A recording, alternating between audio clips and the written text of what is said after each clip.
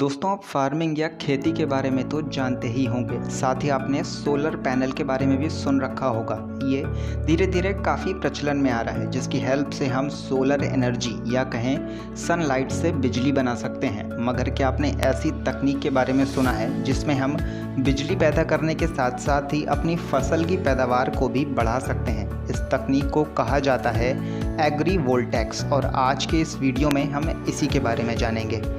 जय हिंद। बढ़ाते हैं अपने कदम असीमित ज्ञान की ओर।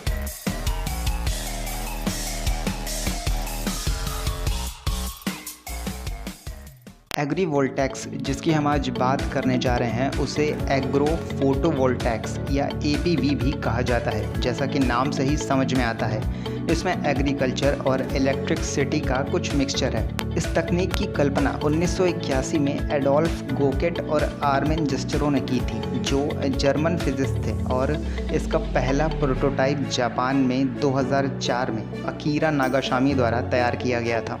अब अगर आप भारत के रहने वाले हैं तो आपको एग्रीकल्चर या खेती के बारे में बताने की कोई ज़रूरत नहीं होनी चाहिए। मगर अगर आपने भी मॉस्को यूनिवर्सिटी से पढ़ाई की है तो बेसिक जान लीजिए कि सनलाइट की प्रेजेंस में फोटोसिंथेसिस की प्रोसेस होती है, जो प्लांट्स को ग्रो करने में हेल्प करती है। अब ऐसे तो और भी बहुत कुछ होता है, मगर मैंने सिर्फ सनलाइट की बात इसलिए की क्योंकि आज का टॉपिक इसी से जुड़ा हुआ है।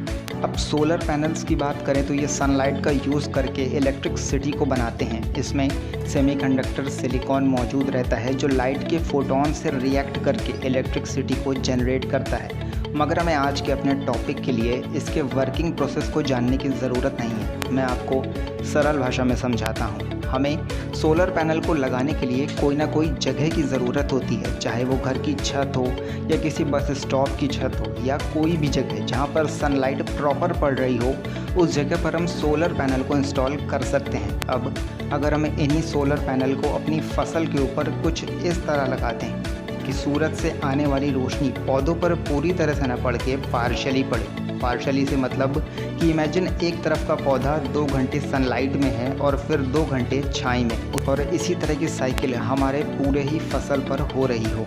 अब आप सोचेंगे कि भैया ऐसा करना ही क्यों है, इसकी क्या ज़रूरत, पौधों को पूरी धूप लेने दो, इसमें नुकसान कहाँ है। तो ये तकनीक अपनाने से हमें कुछ फ़ायदे भी होते हैं। चलिए इसके कुछ फ़ायदे नुकसान देखते हैं।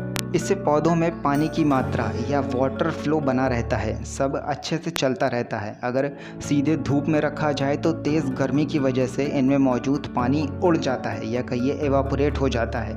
तो अगर ये कुछ समय धूप से छाए में आएंगे तो इनमें वाटर फ्लो काफ़ी अच्छा बना रहेगा। पानी के फ्लो के बाद बात आती है टेम्परेचर की।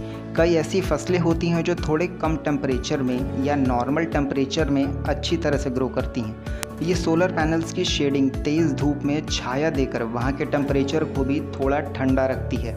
इस तरह की तकनीक दुनिया भर के अलग अलग जगहों पर इस्तेमाल की जा रही है या फिर अपने डेवलपिंग स्टेज पर है।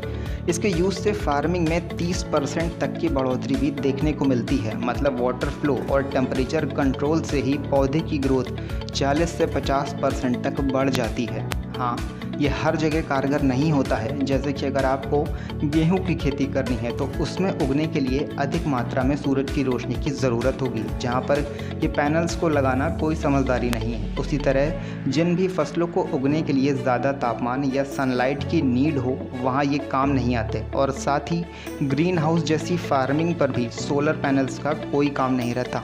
लेकिन इसका एक और फ़ायदा भी है जो हमने अभी तक नहीं गिना, वो ये कि आपकी फसल पर लगा होने के साथ ही आपको बिजली भी बना के देगा, जिसका यूज़ आप अपने खेत या घर या कहीं पर भी कर सकते हो। जिस फसल की रिक्वायरमेंट सनलाइट है उनको छोड़ के बाकी जिन पर ये लगाया जा सकता है उनके लिए ये एक बहुत ही अच्छी तकनीक है। इसके बाद हम अपनी फसल की ग्रोथ को बढ़ाने के साथ ही पॉल्यूशन फ्री इलेक्ट्रिसिटी भी जनरेट कर सकेंगे, और ये भी एक तरह से हमारी जेब के पैसे ही बचाएगा। कैसा लगा आपको ये वीडियो, कमेंट्स में ज़रूर बताइएगा। मुलाकात होगी फिर किसी वीडियो में। जय हिंद।